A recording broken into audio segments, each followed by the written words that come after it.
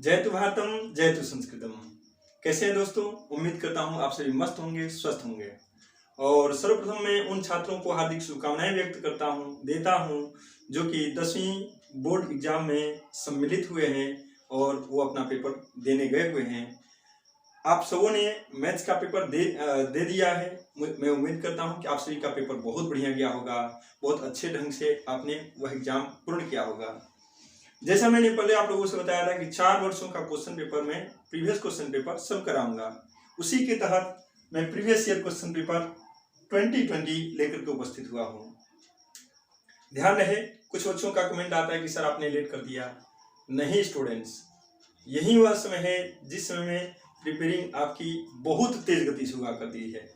और आप तो अभी 21 तारीख को एग्जाम देने वाले हैं। 21 तारीख के पहले अभी आपके पास बहुत सारा समय है, जबकि एक बार आप YouTube खोलें, मेरे चैनल को देखें और बढ़िया ढंग से तैयारी करके आप संस्कृत में अनुवाद बनाना सीखें और आप अपने एग्जाम हॉल में उपस्थित हों और अच्छे ढंग से अपने पेपर को दे करके आएं। इसी के तहत हम लोग शुरू करते हैं आज के संस्कृत अनुवाद को। देखिएगा स्टूडेंट्स, पहला वाक्य दिया गया है, तुम घर जाओ। तुम घर जाओ, ये वाक्य है, मैं आप लोगों से कह नहीं रहा हूं, आप सभी तो अपने घर के हो। तुम घर जाओ ना, तो इसको क्या बनाएंगे हम लोग? त्वं गृहं गच्छ। त्वं गृहं गच्छ। तुम घर जाओ, त्वं गृहं गच्छ। दूसरा वाक्य दिया गया है, प्रजा राजा को नमस्कार करती है। इसका क्या बनाएंगे हम लोग? प्रजा नृपं नमस्करोति। यहाँ पर देखिएगा स्टूडेंट्स, यहाँ पर नमः करोति होता, दोनों को मैंने जोड़ दिया है, नमस्करोति शब्द बना है, जो कि देखने में बड़ी अच्छा लग रहा है। ठीक है, और ये उतना कठिन शब्द भी नहीं है जिसको आप पढ़ नहीं पाए, जिसको आप समझ नहीं पाए। ये क्या है? प्रजा नृपं नमस्करोति। ठीक है स्टूडेंट्स, आगे बढ़ते हैं। गुरु शिष्य के साथ घूमता है। यहाँ पर देखिएगा, यहाँ पर एक ऐसा शब्द आया हुआ है साथ, जिसके लिए हम लोग सारथी तृतीया का प्रयोग करते हैं, जो कि उपपद विभक्ति का ये शब्द है। ठीक है, तो यहाँ पर हम लोग उस सूत्र का प्रयोग करते हुए, सारथी तृतीया के सूत्र का प्रयोग करते हुए यहाँ पर तृतीया विभक्ति का प्रयोग करेंगे। कैसे बनाएंगे देखेंगे हम लोग। गुरु शिष्येण सह, गुरु शिष्येण सह घूमता है। भ्रम धातु मीन्स घूमना होता है, याद रखिएगा। तो ये क्या बन जाएगा? भ्रमति। गुरु शिष्य के साथ घूमता है, गुरु शिष्येण सह भ्रमति। घ दिया गया है, मुझे पुस्तक पढ़नी चाहिए। मुझे का क्या होता है? जब आप अस्मत् शब्द रूप चलाइएगा ना, तो चतुर्थी के एक वचन में मह्याम शब्द होता है, और वही मह्यम का तो प्रयोग करना है। मह्याम पुस्तक, पुस्तक का क्या हो जाएगा? पुस्तकम। और पढ़नी चाहिए तो पठितव्यम हो जाएगा।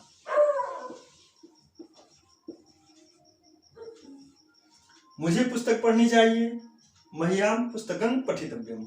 अगला वाक्य है, राजा सेनापति के साथ यहाँ आया। राजा सेनापति के साथ यहाँ आया। राजा भला अकेले क्यों घूमेगा?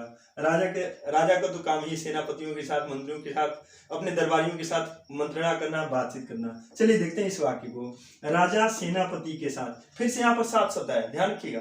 सारथी तृतीया का प्रयोग यहाँ पर भी करना है, लेकिन यहाँ पे थोड़ा सा रूप अलग चल जाएगा, क्योंकि ये हर्ष इकारांत में है। यहाँ पर आपने देखा था अकारांत शब्द था। कैसे चलाएंगे देखिएगा। नृपः सेनापतिना सह यहां आया। यहां का होता है अत्र, आया का आगच्छत। अत्रागच्छत भी लिख सकते हैं और अत्र आगच्छत यानी अलग अलग भी लिख सकते हैं। कैसे लिखेंगे हम लोग? अत्र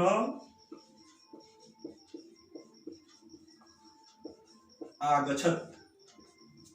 नृपः सेनापतिना सह अत्र आगच्छत।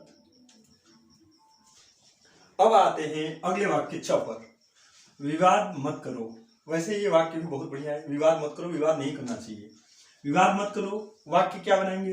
विवाद का विवादम, मत का होता है माँ। हिंदी का जो माँ होता है वह थोड़ा अलग होता है चंद्रबिंदु, और उस माता का भूत होता है। लेकिन यहाँ पर मत यानी निषेधात्मक शब्द है। इसके लिए जिस शब्द का प्रयोग करते हैं वह यह है, विवादं माँ, और करो का कुरु। विवादं मा कुरु। अगला वाक्य, बालक को फल अच्छा लगता है, बालक को दानार्थे चतुर्थी रुच्यार्थानां प्रियमाणः, आपने सुना होगा। रुच्यार्थानां प्रियमाणः यानी जब किसी को कोई वस्तु अच्छी लगती है, कोई चीज अच्छी लगती है, तो उसके लिए हम लोग क्या करते हैं, यानी रुच धातु के योग में चतुर्थी व्यक्ति का प्रयोग किया जाता है। तो यहाँ पर अच्छा लगता है दिया गया है, रुच धातु का प्रयोग करना है हम लोगों को, तो इसलिए बालक को तो चतुर्थी व्यक्ति का प्रयोग करेंगे। चतुर्थी में चलाएंगे तो क्या हो जाएगा, बालक आएगा।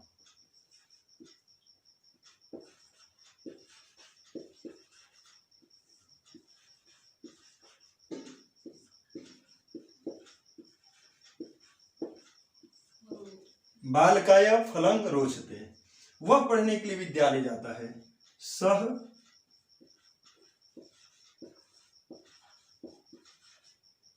पठनाय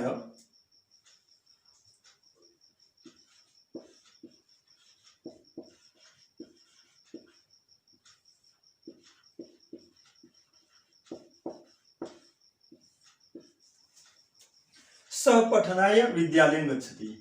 एक चीज में ध्यान दिलाना चाहूंगा स्टूडेंट्स, यह वाक्य और यह वाक्य आप देख रहे होंगे, वह पढ़ने के लिए विद्यालय जाता है और हिमालय से गंगा निकलती है, यह आपके लिए बहुत ही इंपॉर्टेंट होने वाला है, क्योंकि यह तो तीसरी बार हम लोग बना रहे हैं। 2022 वाले में भी, 2021 वाले में भी, 2020 वाले में भी हम लोग देख रहे हैं, और यह वाक्य भी एक बार आ चुका है, चाहे वह शायद वह 2022 वाले पेपर में आया था। ठीक है, तो इस वाक्य को आप बढ़िया से याद करके जाएंगे। पठनाय के जगह पर आप पठनार्थम का भी प्रयोग कर सकते हैं, या तोन प्रत्यय का प्रयोग करते हुए पठितुम भी कह सकते हैं। सह पठितुम विद्यालयं गच्छति या सह पठनार्थम विद्यालयं गच्छति। अगला वाक्य है, राजा राज्य को चोर से बचाता है। यहाँ पर क्या हो जाएगा, नृपः राज्यं चौरात् त्रायते। क्या बना, नृपः राज्यं चौरात् त्रायते, राजा राज्य को चोर से बचाता है। अंतिम जो वाक्य है, हिमालय से गंगा निकलती, इसको तो कई बार बनाया गया, दोनों बार बनाया गया है, ये तीसरी बार में बना रहा हूं, ध्यान से देखिएगा।